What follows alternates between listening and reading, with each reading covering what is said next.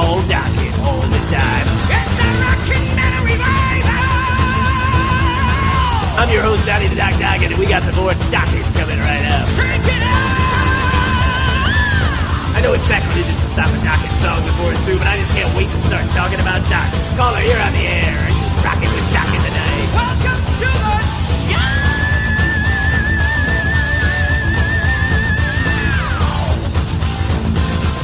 All right, horns up, metalheads. Time for another edition of Rockin' Metal Revival. We are back in the Hookah Lounge studio. 200. This is show 200. 200. It's crazy. Think about that, man. I didn't even know I could count to 200, but I've had to because of this show. It's almost like you learned something. It's like the Sesame Street of metal. Wait, we're not supposed to be informative. Or so stop what it. Is that? Informative? Entertaining or informative. Yeah. Well, we don't have to worry about that. Yeah, the entertaining part. That's not going to happen. Today's going to be kind of entertaining, though. Oh, yeah. We're talking to one of our favorite one of our all-stars, one of our people from the Wall of Fame on here. Our wall, yeah. That's right. Wild Mick Brown from Dokken's going to come on. We're going to find out if this is a money grab or what's going on with this Dokken reunion. Yeah. Mick will tell us the truth. Oh, yeah. Mick's not going to screw around. I think we've had every member of Dokken on this show. We have now. We've even had some. We've had John Levins too. John Levin. We haven't had. We never had Sean McNabb on, no. The bass player. We were supposed to, weren't we? Didn't we? We fell through. Oh, yeah. We did not. Him. Oh, he was on Sons of Anarchy then, so nobody could touch him then. Yeah. So, all right. Coming up next hour, we'll talk to Wild Mick Brown. Ooh, good idea. Hold on. All right, so we're going to kick off the show with a little Dio. This is one of Jerry's favorites. He's a big country music fan. Yeah.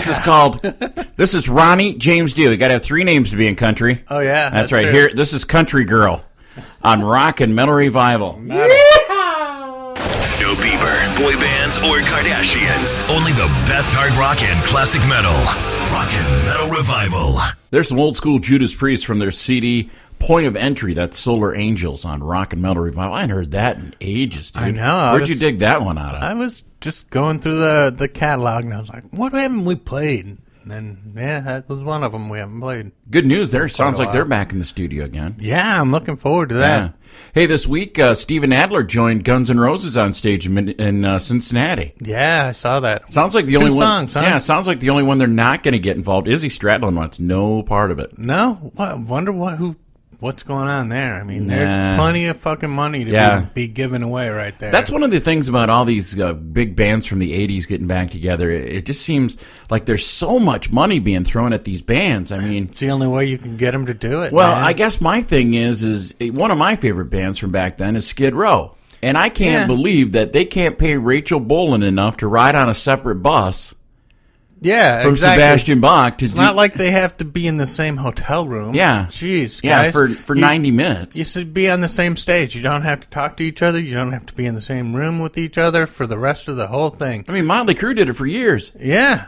And look how they ended up. Thank God they ended up. Yeah. How about a little cowbell for that? Yeah. So, shoot, man. I'm slacking. There you go. Yeah. But you know what? Seriously, though, Dokken was one of my favorite bands from back in the 80s. I always loved George's sound and the harmony vocals. Yeah, I remember when we started doing the show, you brought up a whole crap load of Dokken CDs to start with. I have everything they've done. Oh, I believe it. Yeah, man. I'm a fan, man. And so it was kind of cool. We had met Mick Brown, boy. Way back. Way back when that was signed. In September. September of 07. Yeah, it was 07. Yeah, we met Mick years. Brown in Waukesha. They played in Waukesha. We went and saw Dokken with Neely. Yeah. Neely was there because somebody had to hold Don's cigarettes and what was it? Jack and Coke. Jack and Coke. Yeah. So we got to meet Mick that night, and he was on a roll. Because you can't walk around singing while you're holding a cigarette. And Jack and Coke. And it's not. Hard, it doesn't hard go. to do. It doesn't show very well for the kids. No. Yeah. So. But we know what's going on. Exactly. So, but we're gonna have Wild Mick Brown. He said, "Hey, we can have him on anytime now." Yeah, he's so funny. He is such a funny guy. So, all right. So, coming up next hour, we'll talk to Wild Mick Brown, find out about the Dokken reunion. He's very, very mellow, very he's down to earth, easygoing guy. You might have to turn up the volume just to hear him because, he's a very soft-spoken fella. Yeah, that's right. Yeah. So we'll talk to him next hour. Coming up, we got News of the Weird, and we've got Talking Real Metal. But right now, these guys were in our area last night. This is Tesla from their CD, The Great Radio Controversy. This is Heaven's Trail on Rockin' Metal Revival. Rockin' Metal Revival. Better than morning sex. Start with a shower. You smell like you just walked out of a fisting contest. Well, maybe not. But if you're looking for the best hard rock and classic metal, you found it. Rockin' Metal Revival. There's the latest from Shaman's Harvest called Here It Comes on Rockin' Metal Revival. And dude, I'm going to tell you a funny story about that song. Last time I saw Shaman's Harvest up in Madison. That could be a dirty song. Yeah. If you're a dirty story, if you're going with that I'm not title. going to a dirty with story. That title. Okay, okay. But, Nate and the guys from Shaman's Harvest, they actually like this show. Wow. That says a lot about them. Well, that's what I like about them. But anyways, he said, what do you think should be the next single? And I said, the second single should have been Here It Comes. But, hey, that's not nice. Me, not me to decide. Yeah. And he goes, I've been begging for that one for a while, but I don't know if I don't see it happening. Yeah. And what's the new single? Hey, man, see, you're like always 2 steps ahead of everybody. Well, you're always saying this stuff, and then it happens. You're like, Guns N' Roses is going to get back together. You just wait.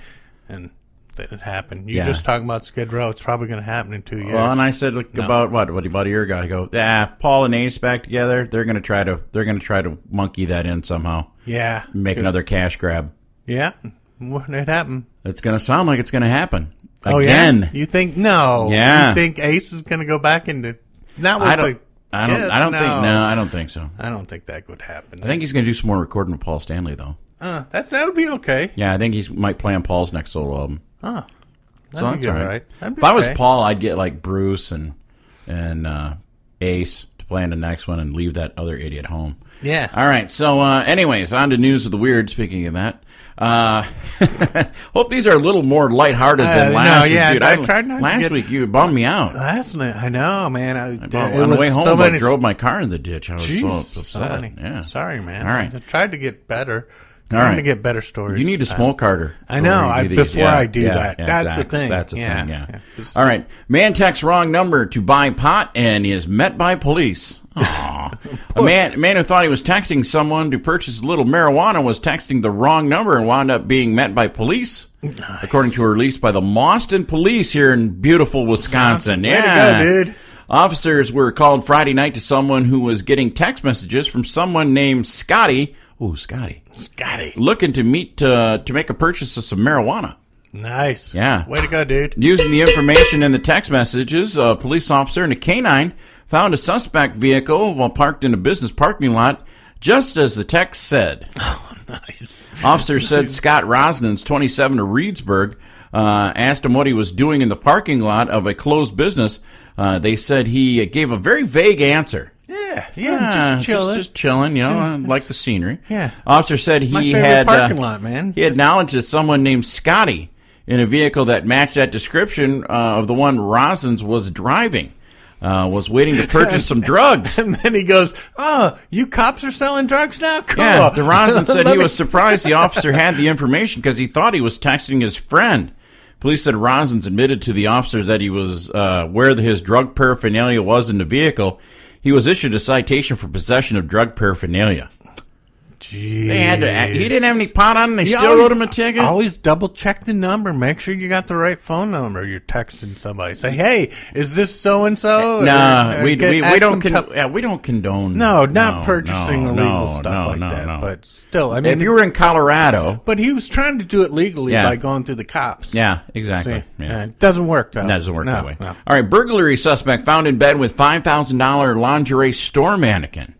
Nothing dirty happening there. No. Really? No, I wouldn't think.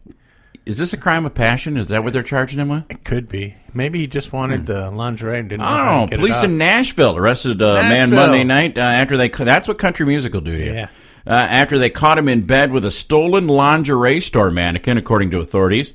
An assistant manager of the Hustler Hollywood. I didn't know they had one of those. Oh, man, that must have been a nice Next time, mannequin. that's where I'll get your gift when I'm in Nashville. There you go. Yeah, that's a serious mannequin right there. Instead of one of those My Friend with Nashville t-shirts. Yeah. And this is all I got is this crappy shirt. Yeah. Okay. All right. Cool. Does that sound good? Sounds all right. like a I'll plan. talk to my wife about that. All right. Cool. All right. Christopher Wade, 55. He fled the store, the mannequin, just after midnight. Employees said they argued with the suspect, who police say was intoxicated. Alcohol was not involved. But she could not dissuade him from tossing the skimpy model in his truck. Police said the mannequin lost her left arm in the flee. Oh, damn! Oh, don't need that. Don't need the left arm. We can work around. Yeah, we'll work around that. Yeah. Suspect did not retrieve the arm. Employee told police that the employee told police that the mannequin is worth $5,000. Outfit not included. All right, so technically he stole $4,000 because he left the arm. They still had the arm. So I mean that would count as like a fifth. And get right? this, they found him in bed with the mannequin. He just needed some. He just needed some hugging. Just he needed some snuggle time. Snuggling. That's right. He was charged with theft for property. He's homeless though. Huh? Is that what it said? He was, or what was it? No, he's just a drunk guy. Just a drunk guy. Didn't say he was homeless. Okay. He had a pickup. Billy Bob Jim Bob did. Oh man! Well, he was in bed. That means Could he have was been in the back of the truck. Yeah. Next to his gun rack. He drove a block down the road and got in. Cops called to rescue lifeless woman. End up saving sex doll. Way to go! They must have All felt right. good. Police in Amsterdam were relieved when they broke down an apartment door to rescue what appeared to be a lifeless woman and discovered that she was actually a blow-up sex doll. Concerned neighbors called the cops on Tuesday, spotting what they thought was a lingerie-clad woman standing or even hanging stationary at a window. So they think, oh no, there's somebody freaking hung. Yeah, officers rang the property buzzer and knocked on the door and feared the worst. They failing to get any response, so they kicked their way in. Way to go! In fact, they found a dead woman, but she was made of plastic. Oh, yeah, good, filled with air. Perfect, the perfect kind. Yep. I'm sorry, but she doesn't say much. Don't bitch. She's very quiet. Yeah. She does what you say. You've been listening to Terry too much. Oh, yeah, all right. Hunt underway for 10-foot snake seen feeding near marine playground. See, the world is going crazy because every week we got a snake story. They're coming out of the ceiling. They're coming out of your dashboard. Your toilet. They're at your playgrounds now, eating small children. Maine authorities have been searching day and night for a giant snake reportedly the length of a truck. Oh, yeah. That was reported spotted slithering near a park and playground. Patrolling police officers last saw the serpent dubbed Wheezy. Wheezy! By local Westbrook Riverbank Park. It's because it goes...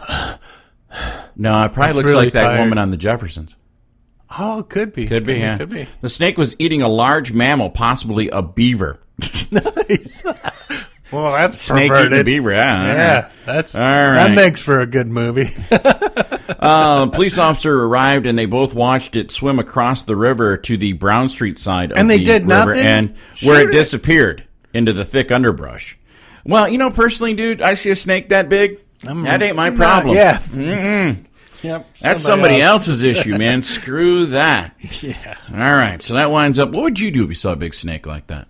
I'd head in the other direction, probably. I have that same problem every morning when I wake up. Oh, yeah? Yeah. Because that thing's just staring right at you, too. Huh? Yeah, it's just looking right at me. Wide awake. Yeah. Wakes up usually 5 minutes before I do. Winking at me. Yeah. All right. So anyway, well, that sends up news of the weird. Coming up, we got Talking Real Metal in next hour. We get one of my favorite interviews this year. Yeah. By far, with Wild Mick Brown. That comes up next hour. But right now, I like this band. I'm going to see them in a couple of weeks. It's Royal Bliss. KC and the Sunshine Band? Oh, that would be awesome. Oh, I know, man. Them and cool. ABBA. All right, yeah, so it's Royal Bliss from their CD Chasing the Sun. This is Cry's Sister on Rockin' Metal Revival. Here's your latest hard rock and metal news on Rockin' Metal Revival. All right, metalheads, it's time to gather your kids around the speakers because it's time to learn something. Yeah. It's time for some talking real metal. Or get one of those headphone things and spreaders and you can plug in a bunch of headphones and run around and just make everybody listen it's to time for family time on Rockin' Metal Revival. Tell you some lovely little stories here. All right. News you need. News you need to know. Yeah. Not that crap on CNN. Yes. And Fox. Stay away from that. Yeah. That's fake news. Iron Maiden, Legacy of the Beast mobile RPG game launches, and I see you playing it. Got it. It's bad. I never it's cool. considered I like you it. You never considered I'm not you a gamer. But, it's got great music. The graphics are really cool. I like it, man. Are you giving it 2 cowbells? Hell yeah, I'd give it 3 cowbells.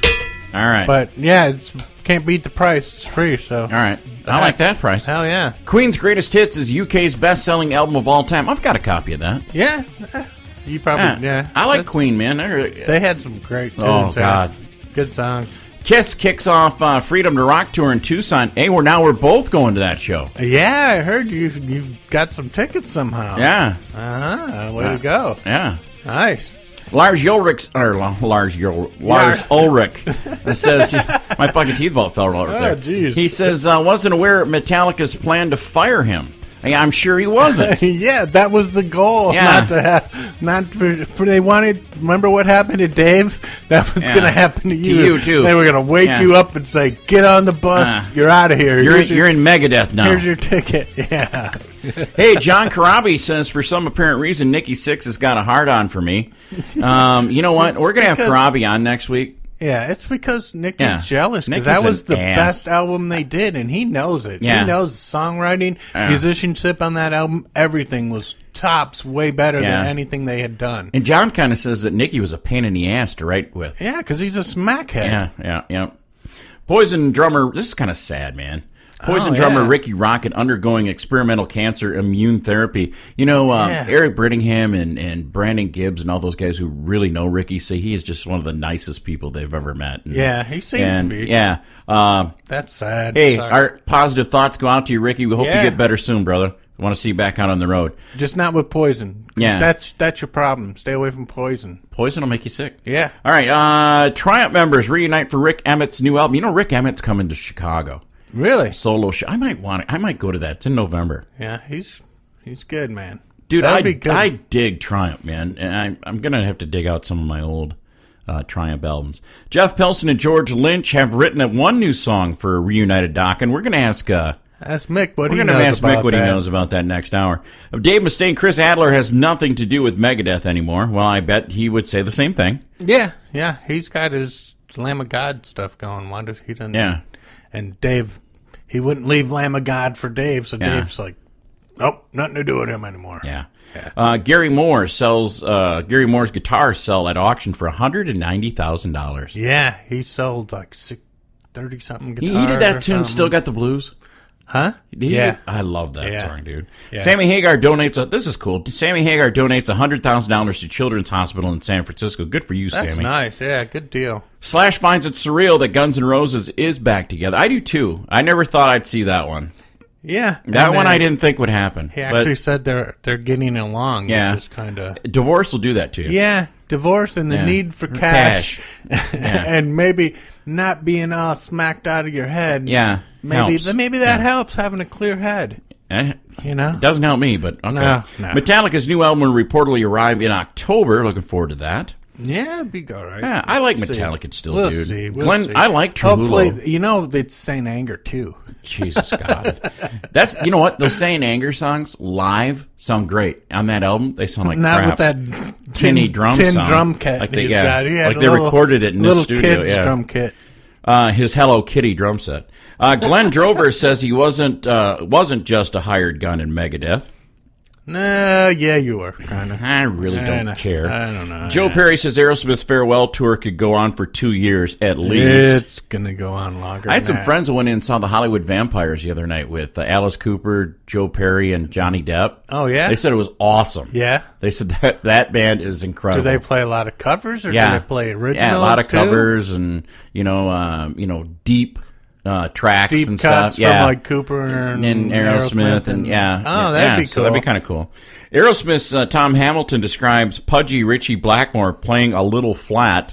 Yeah, because he was playing bass for Thin Lizzy. Yeah, for those shows. Yeah, and former Accept guitarist Herman Frank signs with we got a copy of this coming. Do we? AFM Records. Really? Yeah. Because it was him and Wolf Hoffman, man. That was the Accept sound, man. So I'm interested. I'll listen to it, man, because I don't know what it is, man. Them German guitarists, man, they just got this special melodic stuff going on, man, when they play. Exactly. So I get it. I'm good for that. I'll check it out. All right. Well, coming up next hour, we will go right into our interview with Mick Brown. But right now, you just mentioned Thin Lizzy. Why don't we play one from their Bad Reputation CD? CD? I just finished the book, too. Yeah? The Thin Lizzy, the autobiography, well, not autobiography, but the biography of Phil Lynott. Yeah. Man, he didn't even start playing bass till he was like 20. Wow. Or so. So there's still hope for me? 18 or something. Yeah, he had been in bands as a lead singer for a long time. Yeah, me there's too. still hope See, for I'm you. a singer. Yeah. All right. See, you can do it, man. All right. This is called Dancing in the Moonlight.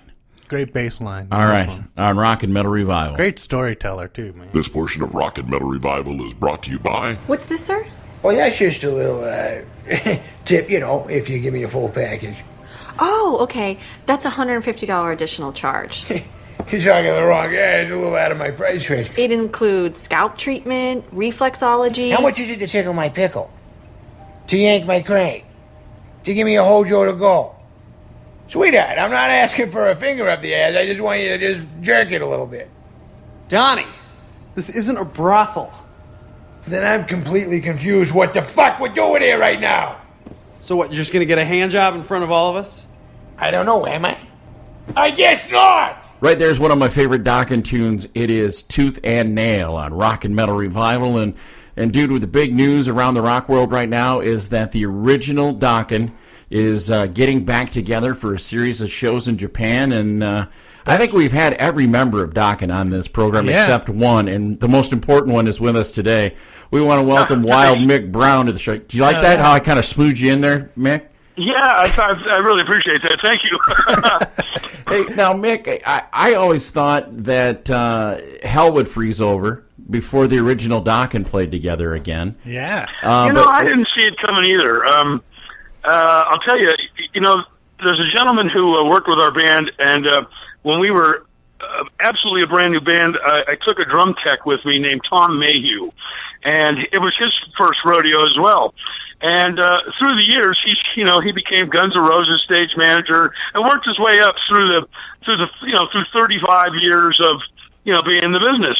And he's been to Japan so many times. He knows all the people there. And he said one day he was talking to some of the people and said, "Listen, if I put the Dokken guys together, would you be interested?" And then got a little interest going. And I guess it was a lot more interest than he thought. And he came to us and said, "I think there's some people who want to see you guys back together back there, and you could do this." And he approached us with that. I thought that was really kind of nice of him to do. Yeah, exactly. Just coming from a drum tech point of view, and just turned it into that. Yeah, really. Wow. And so it's his fault. well, Mick, isn't Japan the last place the original four ever played together? You know what? I don't know, but that could be a possibility. Yeah, it might have been. It may have been. But I know you guys came back and you guys did the Shadow Life and you did right. Yeah, you did a couple albums. But back in there. we toured. We did Japan with those records. Yeah, we did go there and we did a film. There was some film from that, and I think you could be right. Yeah. Anyway, we're gonna go back and do it again. So what the hell? Well, and I read the other day that Jeff and George are working on maybe even some new material. Is that true too? I really haven't heard of that, but it wouldn't surprise me. That would obviously be the follow-up on, doing what we're doing. That's someone who probably want to hear some new material. So that, and Jeff's got a recording studio, so it makes it easy to do. And George lives close to Jeff. So, but poor Jeff, the guy's been a foreigner for, 19 years or something. And, he gets about 2 or 3 days off a week, maybe. And he's got this recording studio. And the area where he lives, all the musicians, there's a lot of LA musicians that live in the area where he does. And they all come to his place, to get their works done. So, maybe George squeezes that time in there. I'm sure, Jeff loves to record. I mean, that's that's his passion, And nothing suits him better than being home for a few days and recording some music. So I'm sure something might happen there, Now, how many shows are you actually going to do in Japan? 6. Now, what are you know? I mean, we're good for we've had John Levin on the show numerous times. What's going to happen with those guys? Well, you know, they weren't too keen on. Well, John wasn't too keen on it. No. You know, and I can understand that. But we said, listen, you know, the money. I mean, you know, he understands. Listen, I hate to talk about money, but there's a lot of money involved here, and you know, you can't be a fool in life and pass up these opportunities. And Don and I both told him, listen, it's only these 6 shows from what we know, and you know, Jeff's got to go back to work with Foreigner. So, you know, I mean, that's, you know, we've been sort of talking about this for a few years, and Jeff just said, listen, Foreigner just not going to give me the time off. You know, we play all the time, 4 days a week.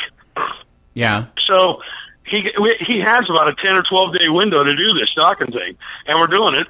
And he's going to go. I think he flies from Tokyo right back into a Foreigner show, wherever that's going to be, and I think it'll be business as usual back then. You know, and but listen, if there's some success with this, and it all works right, we do it without, you know, strangling each other.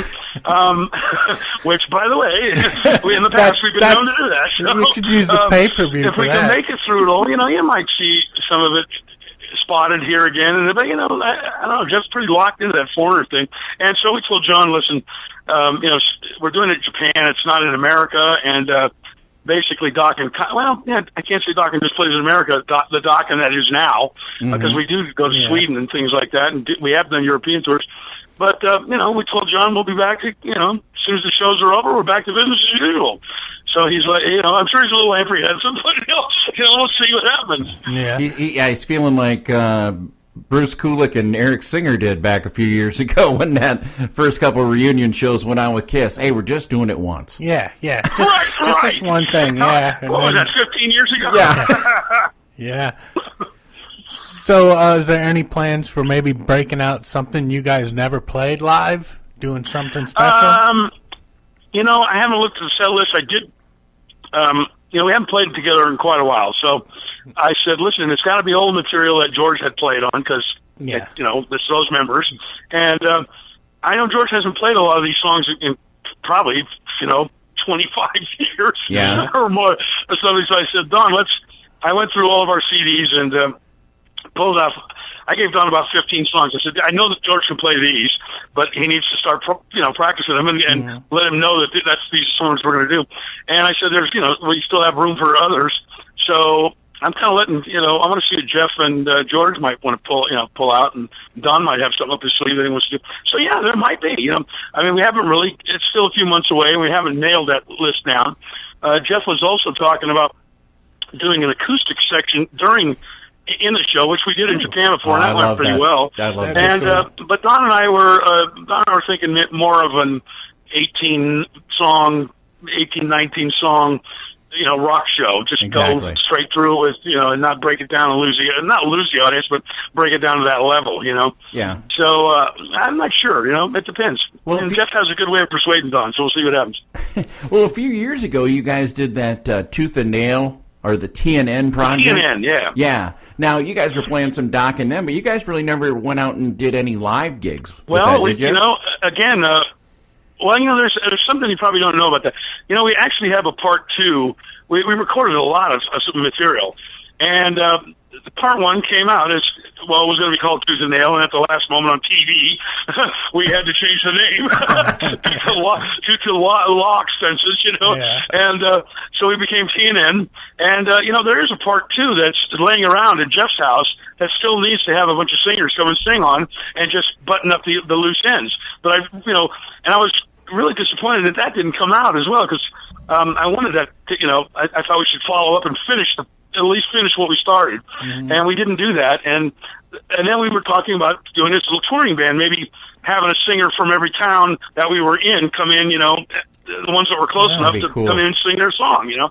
Yeah. And Jeff could not get the time off for Foreigner. So, you know, his schedule is that tight. And listen, you know, you can't just say, I'm just going to leave and do this, and here's my understudy, you know. Yeah.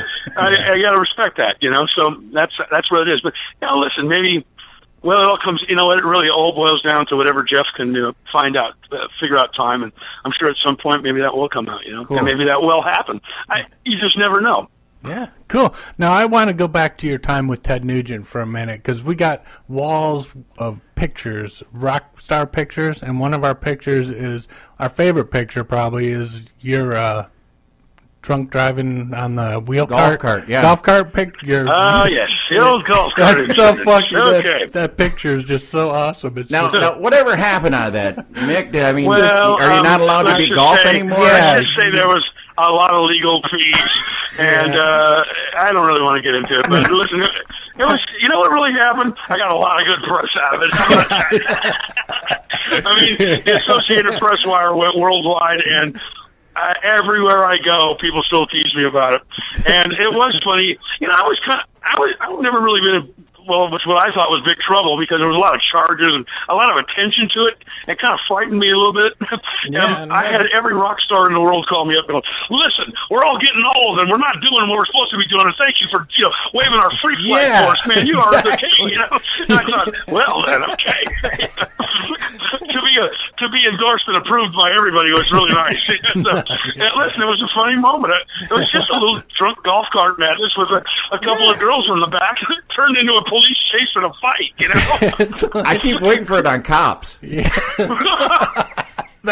Well, I did make TMZ or whatever that show's called. I thought, oh, God, there's a Hall of Shame right there, So now, what's the plan? Now you guys are going over in a couple of months, so you guys aren't touring right now. Is rehersals coming up? Well, no, Dokken still does this weekend. I leave, the Dokken that is now and has been for 20-some years, which I call Dokken, is we play regularly. So I'm playing, I have to leave here day after tomorrow. I think Minnesota or Illinois, I don't know where we're going. I just look at the plane ticket and go, okay, I'm going there. So, so, that happens a lot. And then, this thing will happen at the end of September. Okay.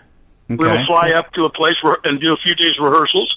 And I think we are going to film a show. Nice. And I think the filming is going to happen in this. We're going to do one show in America, I guess. And that's where the filming will take place. It's a little more cost effective to do it right here at this place that we'll be rehearsing, which seems to be Don was trying to explain it to me. I've never been there. He said it's a big complex of music and recording studios and stages and things. So we're going to do a show there, film it, and then we're going to go to Japan. So, cool. And then I think in Japan will be just a whirlwind of shows, just 6 shows in a row or something and go home. I was going to say, they got a lot of cameras over in Japan. Yeah, there's a lot of cameras there. Yeah.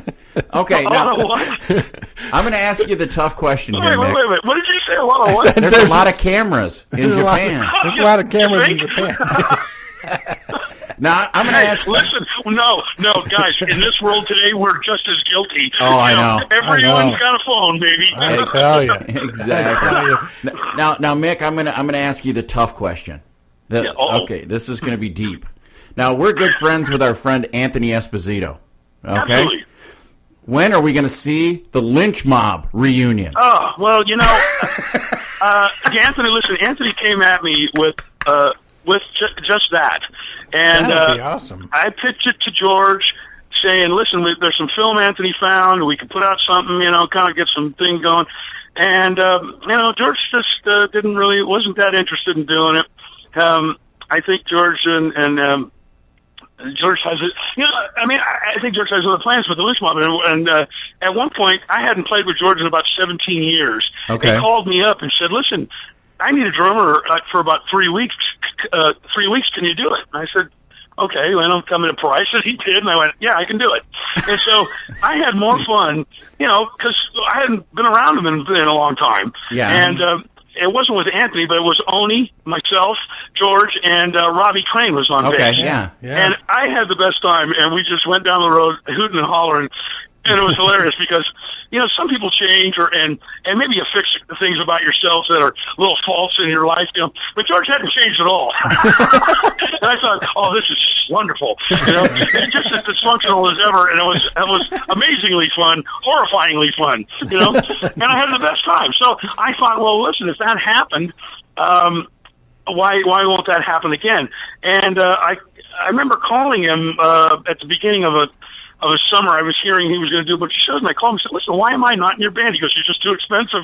I went, enough said. Yeah. So I stayed where I was, and that's where it stands. But, like I said, in this world, who knows? I never thought that the four of us would get back together and do this. I guess if you throw enough money on a wound, it will heal. Yeah, exactly. Well, the reason, and I hate to say that, but I mean, listen, it would take that to get some things together, Well, especially the Eagles said the same thing, when they went, I mean, they really had some bad vibes in that band, and when the money came through and they went, what? Well, I guess hell did freeze over, you know? I mean, kind of like these 2 sold-out nights at GNR in Soldiers Field this past weekend. Yeah, it's just money heals some wounds. Listen, who would expect in the middle of all this Guns N' Roses reunion that Axl Rose would step up to the frontman position in AC/DC? Yeah, and just for pull a it warm-up. off without the world, I mean, a lot of people are funny about that. But Ronnie Dio told me, he goes, listen, when I joined Black Sabbath, Mick, it was the whole time I was in it, all I saw was the middle finger from everybody in the audience, because they, back then bands hadn't changed members quite so much. And here's Ozzy, which was this big hero, and he was gone. And there's Ronnie, and everybody's like, and Ronnie made this wonderful records with them, and people just have a hard time appreciating that a lot. I thought, because it was a very odd experience playing in that band with all that going on. Now, I got a really tough question. Now, your whole catalog with Dokken, are there any songs you think you could have added cowbell to and made them even better? More cowbell. All of them. Every single one. More cowbell on them all. Nice. Well, Mick, we really appreciate. Well, you know what? When I got into some of the producers in the Lynch Mob, I mean, I did a lot of percussion stuff in the Dokken days, but it always seemed to get, for me, or at least I know my hearing's bad, but it always seemed like, well, where is it? It's kind of down in the mix here. I don't hear, and I always thought I really want this, if you're going to do something and pump it up in a part, let's make that, make it so you know it. Exactly. And so when I worked with Max Norman, is that his name? Norman? Yeah. Max Norman, and these guys, the Wicked Sensation album with the Lynch Mob had probably the loudest cowbell and tambourines and things ever. In fact, I had musicians come up and they go, man. They said, listen, I never heard anything, percussion that cool, that loud in a rock band. And I thought, well, listen to some old AC/DC records when Bon Scott started shaking his maracas in parts. They're hugely loud. And apparently you had to be an English producer to do it, but he did it, Yeah. Well, that's like, one of the reason I asked about the Wicked Sensation lineup is I bet I've went through 15 copies of that album, and I still have one in my car every day. That is one of the CDs that it doesn't matter. I can listen to that anytime. That's just a timeless release. I know this might sound a little conceited, but some things that I'm proud of. I'm proud of a lot of things that I've recorded, but you always know you hit a nerve when the musician world comes at you and says, I like that, I mean, in a total. And 2 records that stuck out in my career, the first one was Under Lock and Key with Dokken.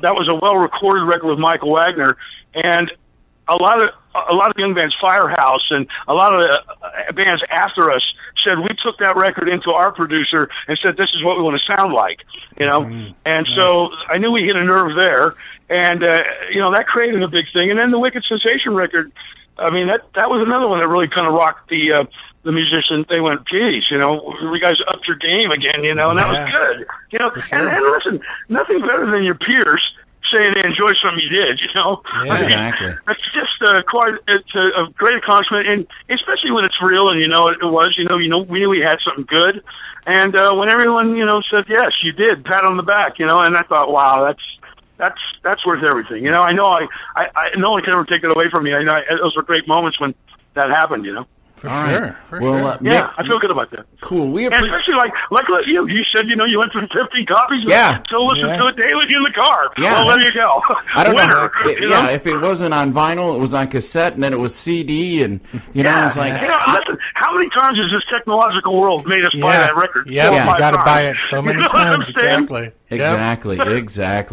Well, Mick, I'm telling you, I don't know if we're done yet.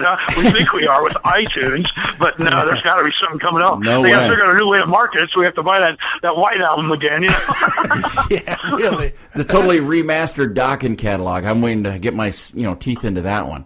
There you go. So, yeah. Well, Mick, we appreciate you coming on the show. I know you're busy with Dockin, and you're out on the road, and this whole Dockin reunion's got me pumped up because you guys were... Yeah, you sound excited. And that's given me a good thing because I was very apprehensive at first, and I thought, why am I apprehensive? This should be a lot of fun. And the more I start getting involved in it and talking to people like yourself, and you know what? I mean, it's a lot of fun for me to hang around George Lynch and Jeff Pilson because they have a really weird sense of humor that horrifies me in a humorous way. And I know they're going to wind me up, and it's going to be so great. Yeah, I can hardly wait. I'm getting very excited about it. So that's good. I wanted to go in it with the right excitement, and I'm feeling that. So I'll tell you what, we've never lost when we go into it with our heads in the right spot. And, I'm telling you, that's a good feeling. So I have a good feeling about this. Excellent. Well, you said how proud you were of Under Lock and Key. Is there a tune off there you want to grab? One that you just love to play live? Listen, I'm trying to remember what was on it. Listen, your call. I think you know better than I. How about Unchain the Night? There you go. Go ahead. All right. Well, Mick Brown, it has been a pleasure, and you can come on Rock and Metal Revival anytime, and we can talk about anything. Well, now you know my phone number. If we could just get the time right, we'll do it. Hey, Mick. I love you guys. Thank you so much for having me. And listen, thank you for all your listeners for all the support through all these years. I love you for it. From the CD Union. There is Union. I love how creative that is. You really got to be thinking. It must have took a long time. I bet they all said, "What the hell are we going to call the name band?" All right, but that's love. I don't need it anymore. But what are we going to call the first album? Well, let's call it Union. See, that's our first album would be called Rock and Metal Revival. Would it? Simple as that. Oh yeah, dude, it's a lot of brain cells we don't have to waste. We don't have many to throw away. That's true. They're not regenerating. No, not like they used to. No. Okay. No. So, anyways, we want to thank Wild Mick Brown. Mick Brown is welcome on Rock and Metal Revival. I'd love to have him. He's a good sport. We want to get that picture signed. Yeah, we want to get that picture signed, and and we want to also have him in the Hookah Lounge studio sometime. Oh yeah, as long as we have pizza, I think he'd be in. You think so? Remember how much the man loves pizza that night? It's like pizza. Yeah, gotta have pizza. Yeah. So thank you, Mick Brown. Next week, pizza makes him wild though. Yeah. And that's what we want. We don't want mellow Mick Brown. It's the mozzarella. Yeah. He's strung out. It makes me crazy, too. Hell yeah. All right. Anyways, all right. So we want to thank Mick Brown, and I'm kind of interested in the doc. Seeing how it plays out. Because, chemistry, man. When you got that chemistry with a band gets together, like what happened with Kiss, it was just getting them all back together in the same room. Just to play one show, and the next thing you know, they're freaking... Exactly. They're ready to rock. Back in the old days. Back for the attack. Yeah. Woo, so you never know. Never know. Could turn out to be something really good. I told Anthony, I asked him that question. What, about the Lynch? Yeah. Yeah? He goes, "Thank you, brother." Oh, nice. I would love to see the original Lynch Mob back together. That would be cool. Next week on the show, Dead Daisies, former Motley Crue, just the fucking man of 1,000 voices, Scream, Union. Our buddy John Corabi is going to make a return appearance to Rock and Metal Revival. We're going to talk about the new Dead Daisies CD, what a dick Nikki Sixx is, and all kinds of stuff. That sounds like fun, don't it? Yeah, I always like picking on Nikki. we got to be easy because you don't want to piss John off. Yeah, I know. Because he's been good to us. I know. All right. So until next week, as we always say, we want to thank all of our affiliates. Our affiliates kick ass. Tonight I'm heading out to a show to see Torn Between and Another Lost Year. Oh, yeah? Where are they at? They're going to be playing at a club called Hijinks. Oh, okay. So looking forward to that. So I don't know. What do you think we should get out of here with? Maybe some Anthrax, some Alter Bridge? What do you want to do? I like some Anthrax, man. All right. From Among the Living, it's Anthrax and Indians. As we always say, don't drink and drive. Smoke and fly. Peace.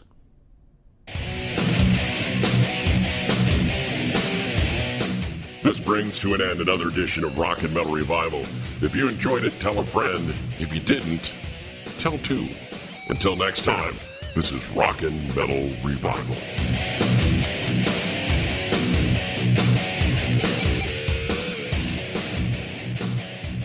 Dude, this is fucking weak. How could things be any worse? To catch the whole show of Rock and Metal Revival, all you have to do is check it out on these affiliates. Mega Rock Radio's on Saturdays from 11 a.m. Eastern Time, and on Uncontrolled Noise Tuesdays at 1 a.m., Thursdays at 8 p.m. Eastern Time, and on Saturday nights at 7 p.m. Eastern on UncontrolledNoise.com. And make sure that you leave them a message and tell them that you found Rock and Metal Revival on their stations.